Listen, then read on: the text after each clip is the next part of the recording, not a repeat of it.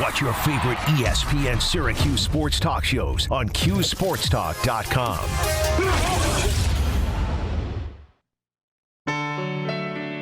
Oh, man. Sorry, Gerry. Don't you pick the songs ahead of time? No, I'm stupid. I just go. Open Arms artist of the day is Journey, because Stephen Perry played his last live concert with him on this day in Anchorage, Alaska. Gerry just shook his head in disgust at you. I know, I could have done anything. You could have done much better than this. Yeah. Don't Stop Believing, but I went with Open Arms. Don't Stop Believing would have been good going into this segment. I think that's appropriate. Yeah.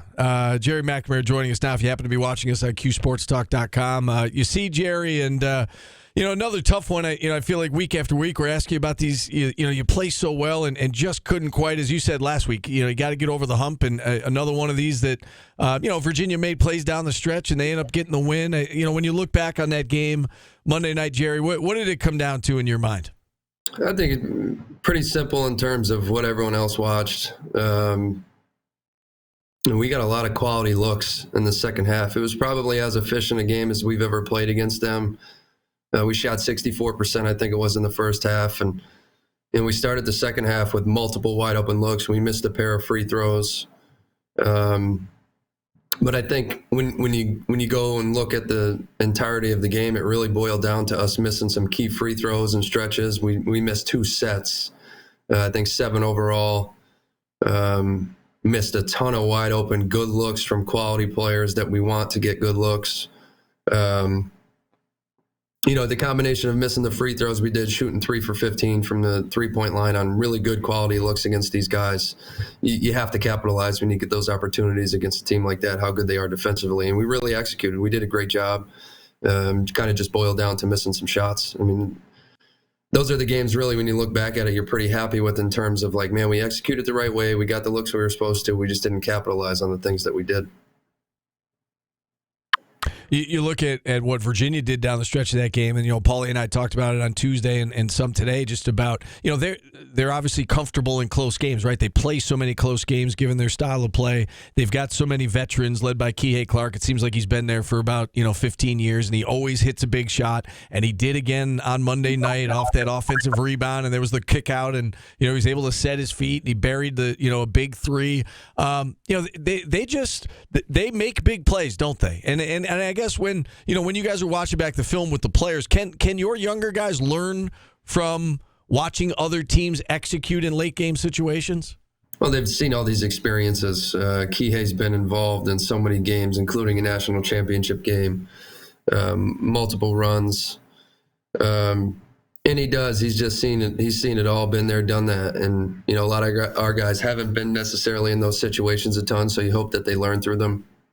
But they are comfortable in late game situations, but I think we had an opportunity to make them uncomfortable if we capitalized on some of the open looks we got and the free throws that we should have made. So it could have been a much different scenario where we're down 1 and we have a 50-50 chance at a rebound. Vanderplas comes back in out of bounds, grabs it, and Judah almost made a great play where he had 2 guys at once and tried to play in between it, and did the best he could in terms of trying to get a deflection, and ends up in Kihei's hands, and he makes a big shot. And, then late in the game, I thought Munir did a great job after Jesse fouled out of defending Gardner in the high post, and he makes a really, really difficult step-back jumper on a well-defended possession over a 7-footer to make it a 4-point game again. So they've been as good as they've been for a long time. One of those big reasons is Kihei. He's a terrific player. He makes important plays for them. He controls a basketball game. Made a big shot against us, as he's made probably a couple dozen times in his career in those type of moments. But it was one of those chances that we had to make them uncomfortable in those scenarios where they usually are comfortable, but they were playing from a lead in that scenario instead of a deficit. And if we capitalized where we could have been in really a 1 or 2 possession lead in that scenario. Judah Mintz has obviously been in the spotlight in a lot of these close games. Obviously, ball's in his hands. He's the point guard, and we've talked about some of the things he's done right and some of the things you need him to work on moving forward. And you go back to Monday night, and I know he missed a couple of free throws, but outside of those free throws, what did you think about his game? I mean, I thought he played well. Paulie said the same thing, but I know you watch it with a more of a critical eye. I mean, how would you kind of assess his performance, especially down the stretch of that game? I thought he was pretty terrific throughout. If you look at, one of the things he and I have not just worked on a lot, but have talked a lot about is getting to the paint off of 2 feet under control. Once you leave your feet off of one, you've committed to your momentum going in one direction. And that leads to either, if you haven't made the right decision, an offensive foul, or you have to make a decision in the air, which, it limits your vision. So if you go back and watch, like he got to the paint so under control throughout the game. 2-foot finishes, pump fakes, getting there. Just really, he's so crafty when he's under control. And I was really, really happy with his performance. I thought he was kind of, late in the game, he's forced in a scenario where we needed to get a quick shot up. And the ball finds his hands, and at that point you're just hoping a guy can make a play and make a shot. But he did everything he could to keep us in the game. I thought for the most part all of our guys did. I thought Joe got the looks that he's capable of making. I thought Justin got the looks that he's made, that Joe's made. It's just one of those things that we weren't able to capitalize on what we created. And then late in the game, when it's a 2-possession game, you just got to hope that one of these guys can make a play. But overall, I thought Judah was terrific. I thought he got to the paint under control, made great decisions, and finished. All right, Gerry, how are the guys handling this? 13-10, and I know it's not where you want to be, and we keep talking about you're playing better basketball, but I know the record isn't what you want it to be. The resume is not what you want it to be. How are the guys handling, from a mental approach and whatnot, the psyche of the team right now, I guess, for lack of a better term? How are things inside that locker room? I think it's kind of a fine line between frustration and encouragement. I think they're really encouraged to the fact that they've gone toe-to-toe with some of the best teams in the league. You take away the Virginia Tech game where we just kind of got blitzed in that first half stretch where they went 9 for 10 from the three. We've been really competitive, and it's come down to the last few minutes. And when it comes down to the last few minutes, it's a good thing that, you think about some of these losses, what has all the talk been about has been about like singular plays, except for the Virginia Tech game. So I think that's where the frustration comes in, because you've been in position to win games and it's coming down to, a singular play or a couple, different possessions within a 2 or 3 minute span, which is a good thing. It means you're in position. So there's where the frustration comes, because they've continuously put themselves in position to be there. And they haven't gotten it done, but at the same time, you're encouraged because you've gone toe to toe with the best. So I think from our standpoint, as far as coaches go, we just got to continue to motivate them and chip away and, just try to talk them through some of the scenarios where we can be better and more efficient in crunch time. But just motivate them to turn around. I heard Jesse say it after we lost last game. It's really frustrating, but you can't sulk too much. You got to turn around and be prepared to play Saturday. And you're playing against the Boston College team that just beat Clemson last night. So frustrated, but still encouraged that we've gotten better. And we are, pretty young group. I was just watching, doing one of my scouts, and I watched Pittsburgh, Florida State, and their average age is 22 and a half years old.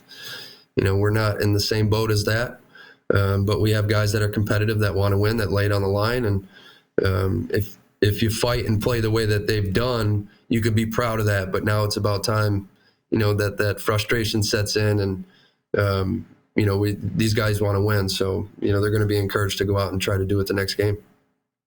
How do you keep their morale up and keep them ready for games too? Because this is a different animal than we normally see with Coach Boeheim teams. Is like Georgia Tech, Quadir comes in and plays, but then doesn't play for a couple games. How do you keep these guys, focused and ready to go in games when you can't guarantee or let them know, even tell them what their minutes are going to be? Yeah, that's probably part of our job that's least talked about. To be quite honest. one of the things that I've said to a couple of the guys this year is you've never been in this situation, but I have. I've been through this with multiple players, guys that have had a lot of success here. One of the things that I've done is a lot of times I'll go back to guys that have ended up having a lot of success here, and I'll compare their freshman minutes, their freshman stats, their DNP situation, a lot of different things to guys that are going through the current situation that they're going through. So just a motivational tool in terms of like, hey, you're not the first one that's gone through this. You haven't been through it yet. I have.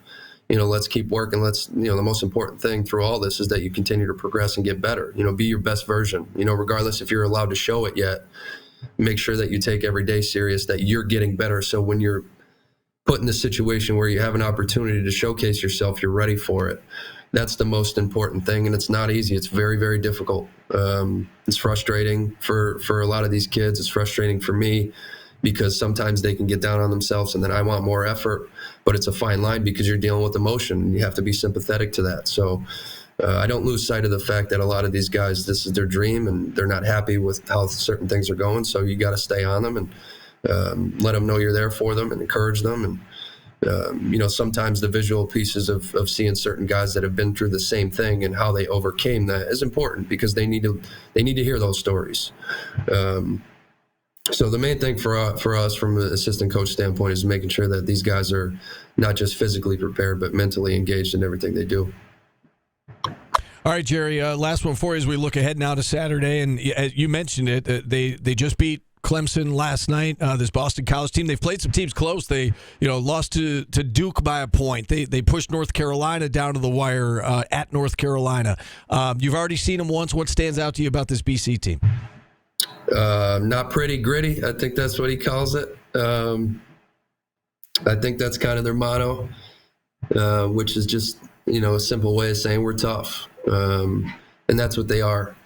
They're tough. Zachary, Langford brothers, the freshmen of League Bay, they've gotten contributions from different areas this year. And then the big guy Post is back healthy, and he's as capable really as any big in the league. You put him up there with Jesse and Baycott as far as production. Hall from Clemson. So they're just a tough physical team. They're going to wear on you, grind on you, be physical with you. And you saw it last night. You saw it last night against Clemson. You see it every time they play. We saw it prior to the break when they beat Virginia Tech before our game here. There's no easy nights in this league. You have to get rid of record. I just watched Florida State throw the record out. I'm sure that they didn't think about that when they played at Pittsburgh, the game I was just watching. So we know going into this game that coming off a home win against a really, really good team, that they're going to be ready for us. And second time around, they're going to want a little bit of payback. But playing them, he's done a great job there. I mean, he's implemented a culture of physicality, relentlessness, and he's got the right guys to do it. I really like the kid Zachary. I think he's kind of the tone setter for them in terms of on-ball pressure and leadership. I think he's kind of what they're looking for in terms of who they want to be and become. And we've got to be ready to play and play for 40 minutes. We know it's going to be a grind. It's not going to be easy, just like every other game in this league. All right, Gerry. Good luck Saturday. We'll talk on the TV side of things tomorrow. Sounds good. Thank you, guys. All right, Gerry McNamara, SU assistant coach. And with that, we'll hit a timeout here. When we return, we'll kick off hour number 2. And we'll do so. We're going to talk some football with Amber Wilson from ESPN. She'll join us next on ESPN Radio.